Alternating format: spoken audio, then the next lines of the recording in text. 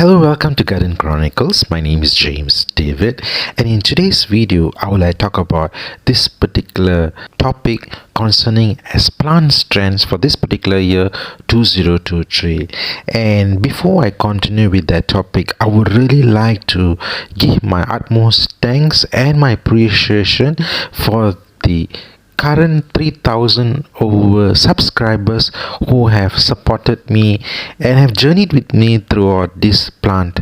journey here in my gardening experience. So I would like to appreciate you and thank you for your support and encouragement. I'm pretty sure you'll be wondering where did I get my plant information from, and so just want to give a basic information on this introduction on what is actually happening in my region. Here in Malaysia, where I'm actually located is actually based on the Klang Valley region, and on that context, like most plant trends, this is what I would like to talk about based on my experience and my opinion that what is actually taking place in this area here. Talking about Malaysia being in the Klang Valley region, I'm actually talking about where in the central hub where all the plants are actually brought in for trade, especially in a Sungai Buloh nursery here. And most of these plants are actually imported from Thailand, Indonesia, and some of it comes from China. And basically what is actually taking place is that most of these plants are actually trendsetter as what is appear to be as what is available in the market and what are the demand factor and supply and that kind of sorts. I do check on this nursery at least fortnightly or once a month just to see what is actually happening in a general plant market here. Now, apart from visiting the nurseries on a regular basis, I'm also the admin and the event organizer for a FB community plant group known as KVPA, consists of 8,000 members. Basically, I organize this plant fair events, and as per date I have managed to do 9 events for this consecutive 3 years of duration. So in the context of all this information, I managed to understand and collect or what is actually the general public, in a way most of this plant enthusiasts and gardeners actually strive for in collecting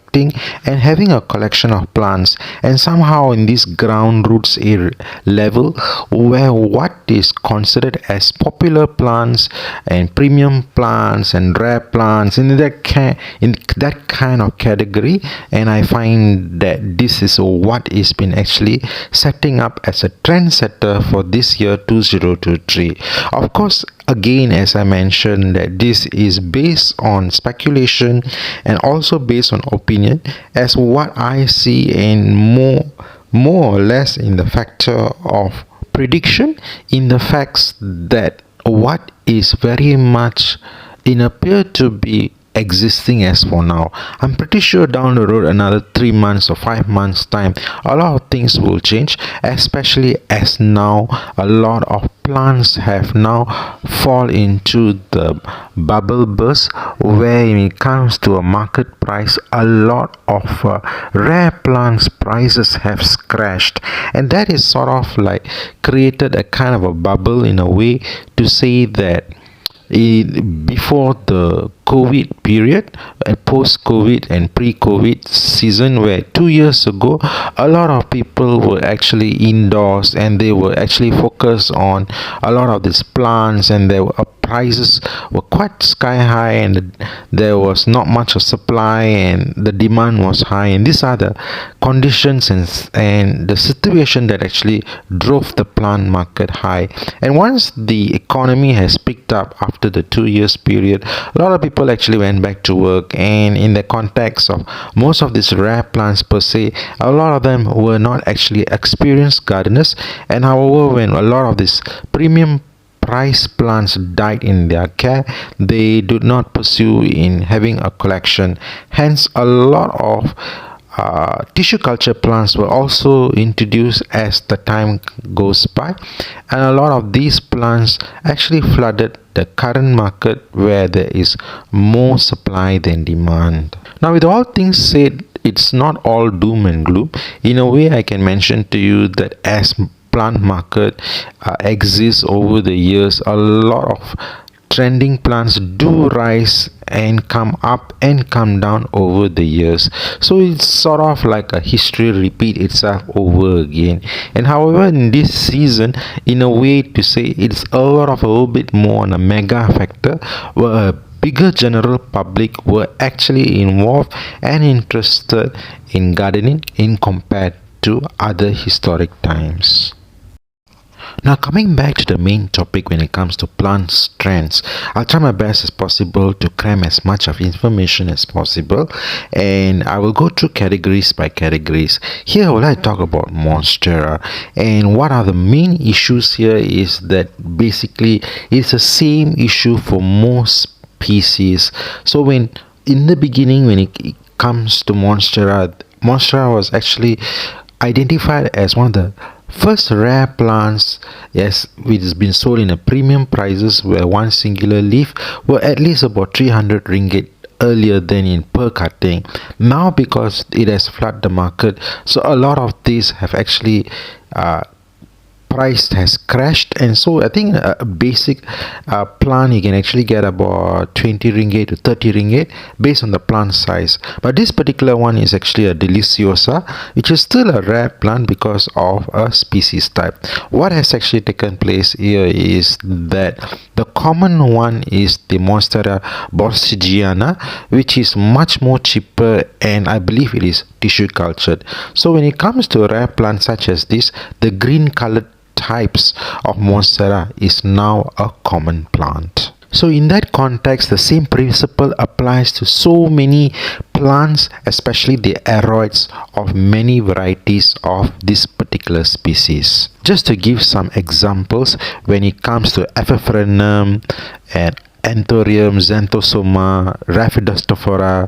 and Synapsis, few others of all these kinds were one time ago were in their premium prices based on that particular type of species, and because it's already flooded, so it is very difficult to say which is exactly which. But at a general idea as such as this, when it comes to Monstera, this particular one is now considered as common plant. So what has actually take over the trending here is that when it comes to Monstera, it is very much now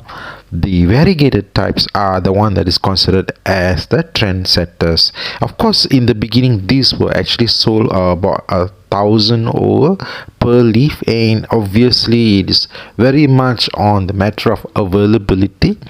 and of course because these are very few in the market, so the prices were sky high. But currently now I think they are very much affordable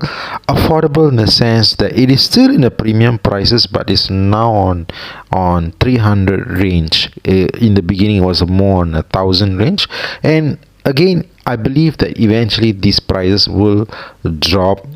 However, for now, these are now considered rare plants. Similarly, like another Monstera species such as Monstera peru, Monstera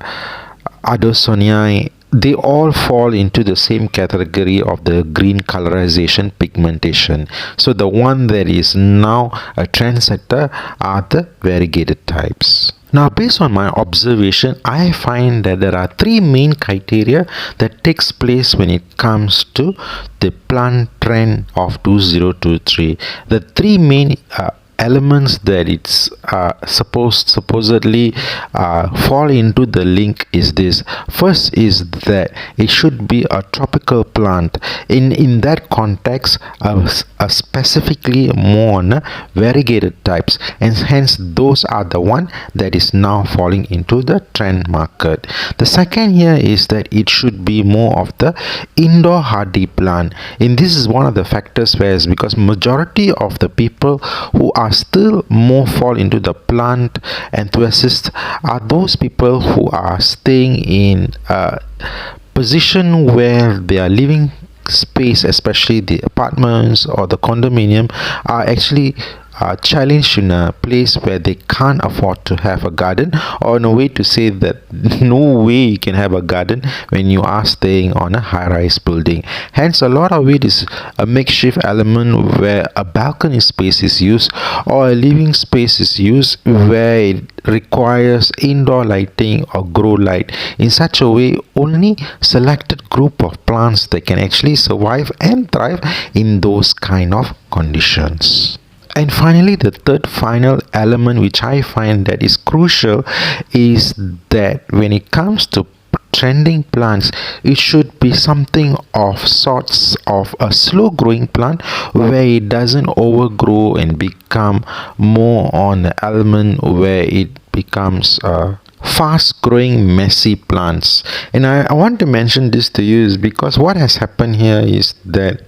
the element when a plant is very much fast growing, a lot of supply has sort of filled the gap of need, and therefore it sort of falls in the category where it becomes more a common plant. In technicality is something like golden photos. Over here it is sort of like, even when someone were to cut and give it away for free, nobody really wants it because it's freely available. In most cases these are actually planted in a lot of spaces, especially along the roadside or even parks or walking and public areas where these plants sort of has become more of an invasive plant or weed. In that same context, also a lot of plants have fall into that category, something like syngoniums, and even the element of, when I spoke a lot of times when it comes like colocasias, when in one time ago it was on a prime zone, and now it has come to a place where it's so much like a common plant, but even if you were to give it away for free, nobody wants it. So these are the things that need to in context of that though these are aeroids, there has been a circumstance where a plant is becoming a fast growing plant. It can be a menace where you constantly have to cut, prune and trim to keep it in their growing condition, just enough to make sure that it doesn't overwhelm the garden space. There is another context that I want to mention here, and I hope I can be able to explain it here clearly. It is now no more in an element where everybody wants to collect the same plants, and eventually you'll find that it will sort of like become very boring when a gardener were to see that every single gardener is just collecting all the aeroid rare plants. So, and the trend now here is that it's no longer a singular plant species per se, like say like this particular plant is the plant's trendsetter. It's no longer fall in that category. Rather, now in the post-COVID season, the gardeners has sort of like had an experience with everything that is under the sun, and now the element of trend here is a sort of like a favoritism of choices of what they would like to grow. For example, when a gardener may have tried every single thing under their hand and figured that they no longer want to collect an aeroid species but focus more on a begonia species, and another person may eventually switch and phase out from everything else and just focus on rare ferns, technically speaking something of a variegated ferns or even ferns allies such as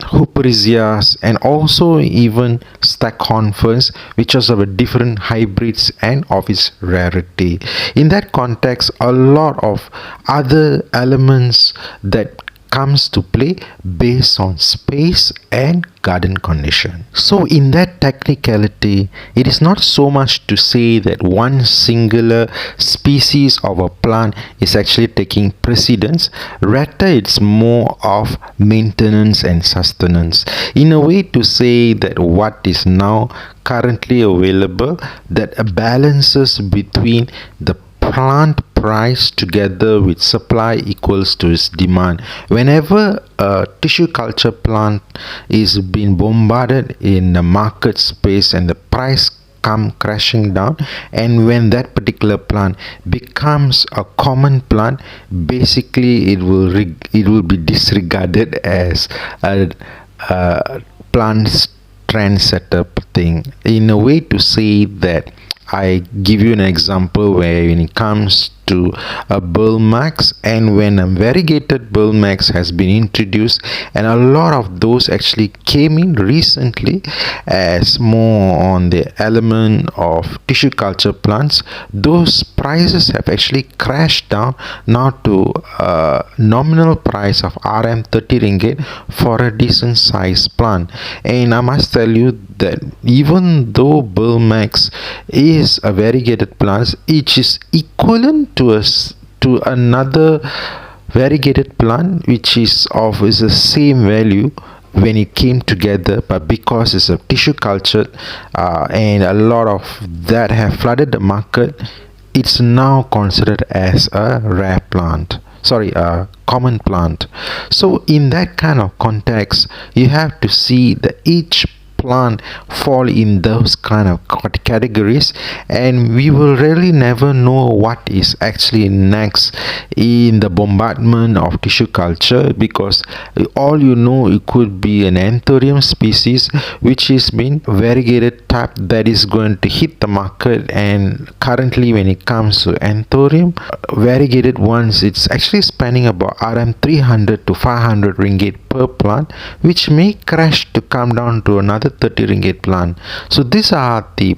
challenges that the vendors are facing, because they would have invested a lot of money purchasing these plants for their livelihood, and in the context when something as such as this takes place, it is considered a very risky market. But again, I have to also mention that it is sort of like a stock market, that other plants which has actually hold its title long before the aroids and the variegated species and the rare plant category took over in the market. I have seen now where a new introduction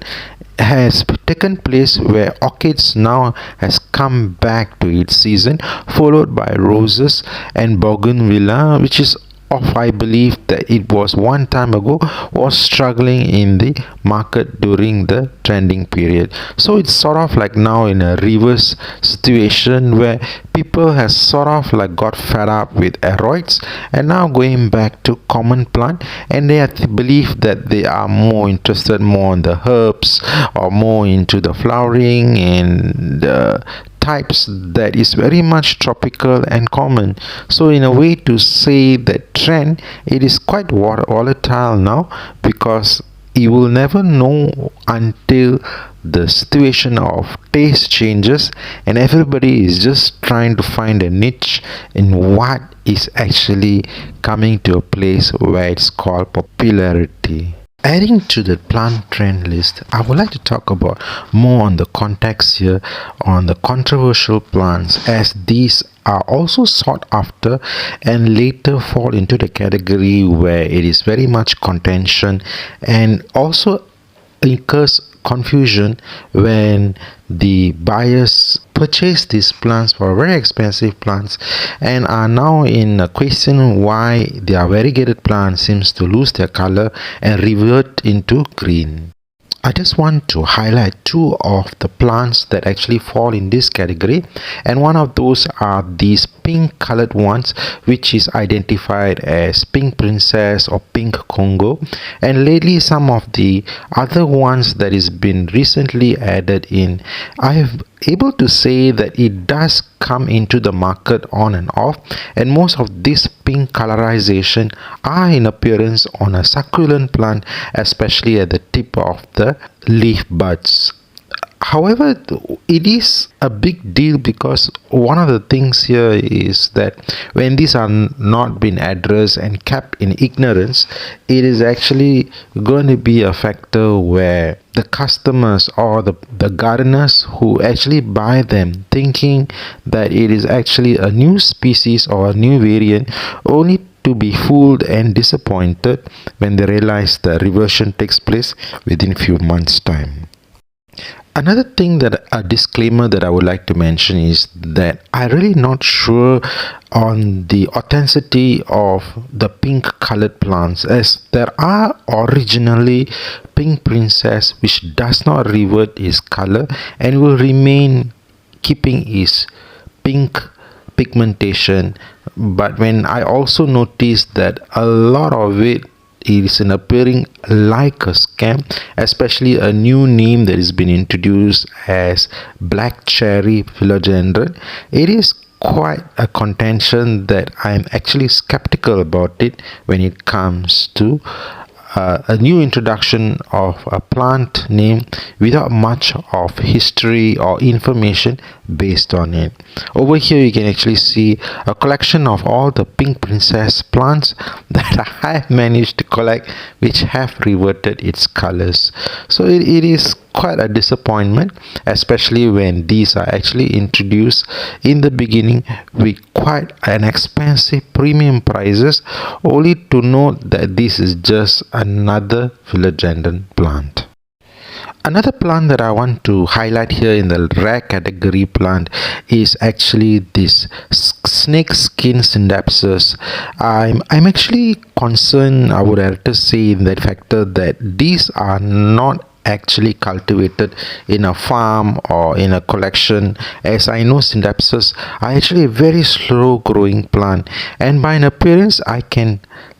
roughly say that this appears to be like collected from the wild. And one of the factors that also brings a concern here is when they come to a place of reversion back to another common plant, when it appears to be something like another Synapsus exotica and in the kind of colors and appearance. So in a way I can say that when these are actually grown in wild and in the appearance of how it actually receives its lies of lack of nutrient, it sort of goes into a survival mode, and there are corrugations and the kind of thing that it requires to change into those kind of mutation to keep itself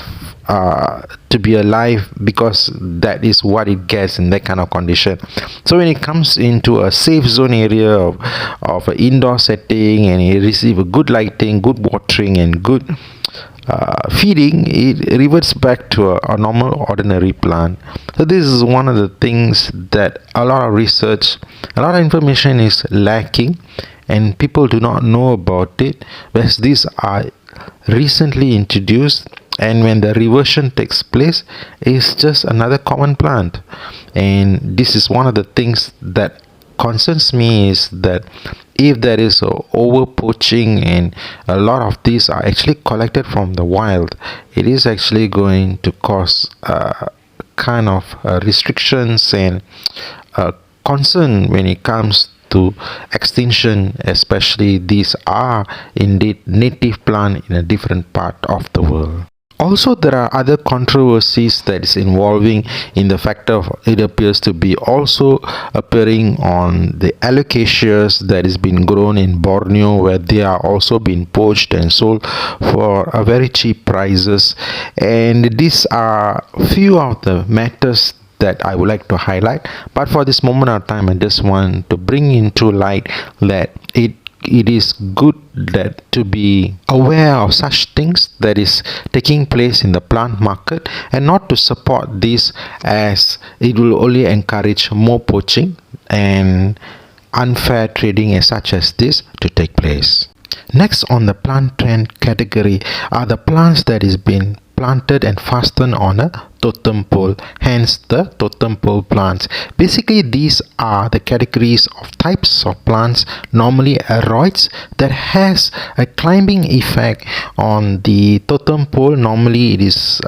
used with the medium that has been actually fastened with coconut coir or the sphagnum moss, and allowing the roots to climb upon the totem pole. Now what it is, the special thing here is that especially when it comes to certain types of philodendron or monstera, they do tend to have a different leaf pattern on it, and the leaves do tend to grow bigger and larger with a lot of beautiful features. Hence, this particular style of gardening does not require a lot of attention in the garden space. Hence, all you have to focus on is on the vertical gardening kind of style, where it's just having one singular pot and allowing the plant to grow upward. In most cases, when it comes to the list that I placed earlier on the label, they are also inclusive with variegated plants, and also it's not exhaustive. And one of the special thing here is that when these leaves do form fenestration on them in a way to create a beautiful holes or patterns on the leaves, and these are highly sought after. Now the factor here is that now all these plants are very much affordable for the general public. However, all these plants are still trending, and as long as you can actually see them as Instagram worthy plants posted, and you can see that a lot of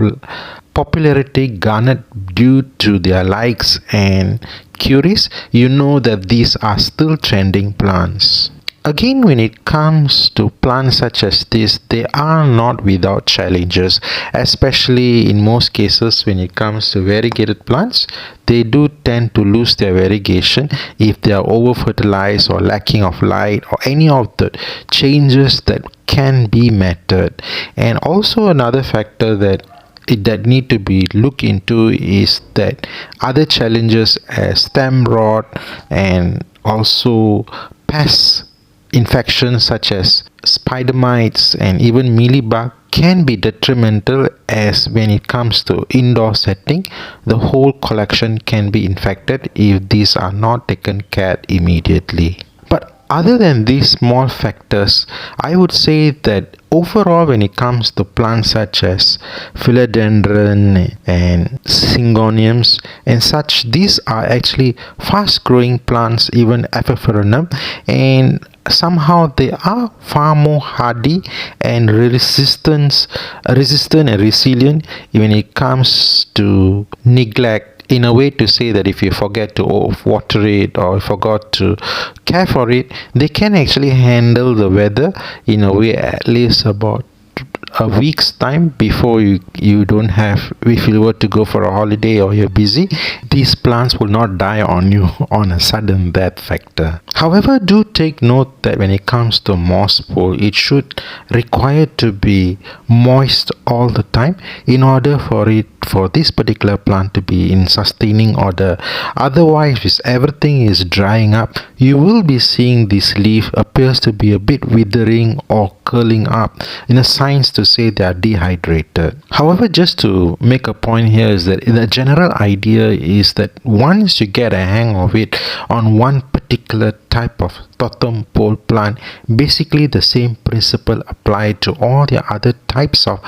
different species of aroids and other types that I've listed on the label earlier. Do take note that it is almost impossible to collect every single plant that is actually growing on a totem pole easily. If I were to mention to you that even when it comes to a philodendron species, there are at least about 300 over types, and more hybrids are being introduced in every single season in time, and these are actually created or even hybridized in a way to cater for the plant market. So in a way to say that the idea of owning everything can be challenging, so the best deal here is to grow something that you will enjoy and love to look at it, so that you can maximize the space and you will have the feel of what you like to grow and enjoy the beauty of the plant as it grows bigger. I have mentioned earlier that when it comes to fast growing types of plants, especially Syngoniums and Anthurium, these are actually now coming to a closure where a lot of this is being cut and removed and pruned, and when they are actually growing too fast, it is sort of like flooded the market. Hence these are not highly sought after, though they can be complementary in creating a beauty in the garden space. Hence these are the things that I like to grow because of their colors and their texture. However, not all species share the same hardiness, especially like Philodendron luxurians, and some are types of variegated types. They are slow growing and can be finicky and can easily die if some mistakes or mishandled. Hence these are the things that you have to watch out for when it comes to high premium plants, and this is one of the reasons why they are expensive, because of their difficulty to cultivate. And at times, as I mentioned earlier, sometimes the variegation can disappear and fade away, and that could be one of the reasons why these variegated plants are still in their premium prices. Now coming to a tip that I would like to share here when it comes to variegated plants is that normally I would carefully inspect the plant very much to see how robust and healthy looking a variegated plant is, because this is one of the main factor that you must observe. So if at all you were to see a variegation on a leaf, do also check the variegation, whether that appearance is actually available on the stem and also on the leaf petiole. This ensures the hardiness and a way to say that the next generation leaves will also have these features of variegation, in a way to say that this variegation genome is far more stronger and able to continue to keep those colors as the plant grows bigger. And try to avoid when you were to find too much of green colorization and the variegation is slowly diminishing, and this could be a sign where the plant is slowly reverting back to green colors. So one of the things I can say is that a lot of it is actually speculation, and also another factor that I must also explain is try to avoid to buy a variegated plant which is fully white. It is always called in a layman's term as half moon or full moon, in a way to say that the colorization is very much as the plant is actually ditching all the colors or the variegation out of the system. So even eventually when the colors disappear, then the problem here is the plant has now fully reverted to a green colorization. Next in the totem pole list are the piper species. This particular one has a beautiful variegation colors that doesn't go away from the plant. I can say that this can be very much fall into a very stable variegation where it will not revert back to green. However, there is a setback here where these plants are considered a little bit more finicky and sensitive, and they do not fare well when it comes to propagation, where they seems to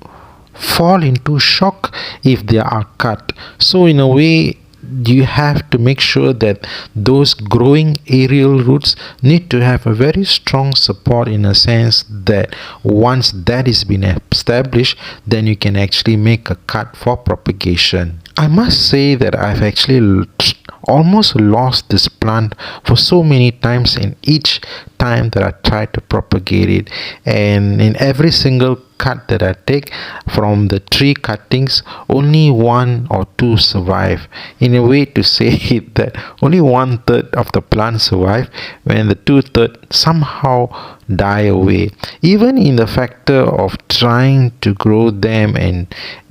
making them to have more plants as spare plants, and I find that their leaves do tend to fall away out of stress and shock. However, not all that is lost, because what I also noticed that once the plant has established itself, then there's nothing much to be worried about. So these are the things that I find when it comes to this particular piper plant. It does have a local name when it comes to this particular types of piper. It's known as silver and also the red version, and these are very much sought after for medicinal value for the traditional uses often used by the locals here. The next on the plant trend category is the leaves that appears to have a heart shape or a spade shaped kind of formation when on the particular type of plant. Here I can explain to you in the factor of a visual display where a grand stand in a factor of one singular leaf plant. This often consists about a particular types of plant species known as Anthurium, and also doesn't exclusively just belong to this kind of features. I also find that this particular ones also appears to have on alocasias and also schismatoglosses. And when it comes also to specific types of philodendron, those of the crawling type, especially the glorivisum or the varicosum, this kind of philodendron also have that kind of features where the leaves are very much like a heart-shaped leaf. Another factor that I've also noticed is that whenever it comes to this kind of features, a dark leaf type of colorization is very much preferred in a kind of a garden setting, as sort of like it has iridescent kind of a features where the veins appears to be shining with a darker background. Hence, when you look at it from a distance, it is sort of like a uniform, yet each leaf of according to a separate species appears to have a own unique features, and this is one of the things that you can actually do as a combination gardening plants, where it really give a beautiful display where it appears to be also like a uniform, yet it is individually a separate different plant. I must say that this particular type of plant category is yet to be identified in a way to give a name for it, and so I'm just giving a general name as a heart-shaped leaf category. And I find that a lot of gardeners also somehow indirectly fall in love with this kind of a setup where you can just uniformly have a look at it as a category where a lot of unique plants, especially like alocasias, where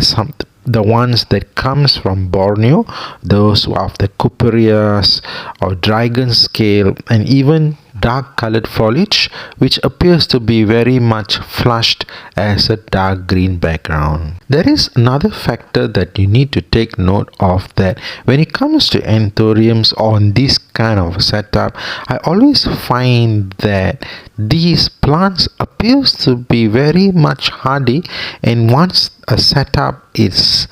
perfect for their growing condition, these types just do so well. In that consideration, do take note that these also have the variegated counterpart where it has these white patches and splotches when it comes to the foliage display. However, I do notice that because of their variegation don't appear to be very much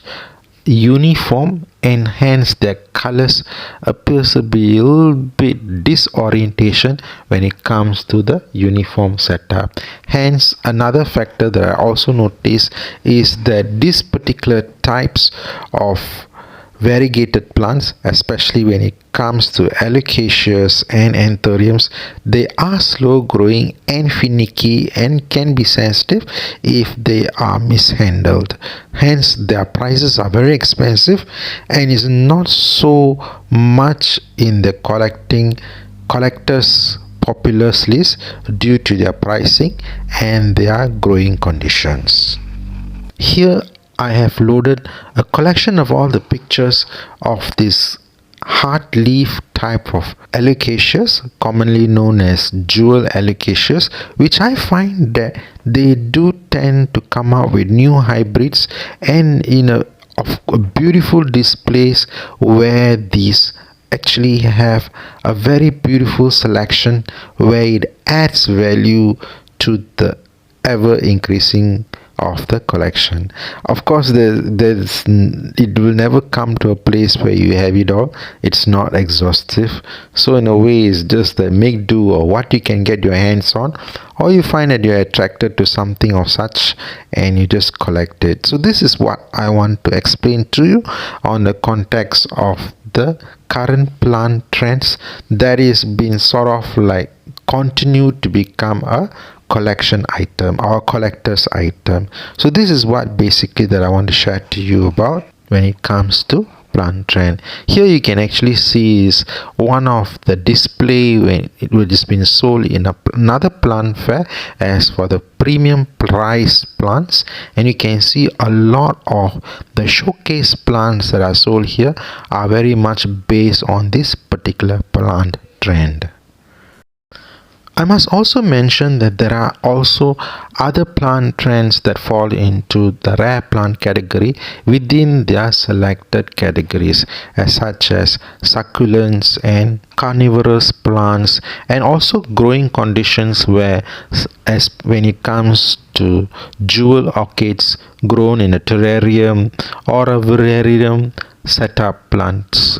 Also, there are collections of plants that is also introduced in their growing condition, as such as bromelets and air plants, not forgetting vertical garden plants. Here you can also see the high premium plants on the Anthurium collection, which is known as King Anthurium or King Clariverinium, and I find that this is a little bit finicky and expensive and still in its premium prices, followed by Forgetii and Dorayaki species, which is yet to flood the market here, and since they are still in the rare plant category here. I have now come to the end of my video, and if you have any questions, do put in a comment below, and I would like to hear from you on your thoughts on what is considered as rare plants in your garden space or your regional area. And if I would really like if you can click like, subscribe, and share your thoughts and in the comments below, and I would like to hear from you soon. Have a nice day, and I hope you enjoyed this video. Take care and have a nice day. Bye.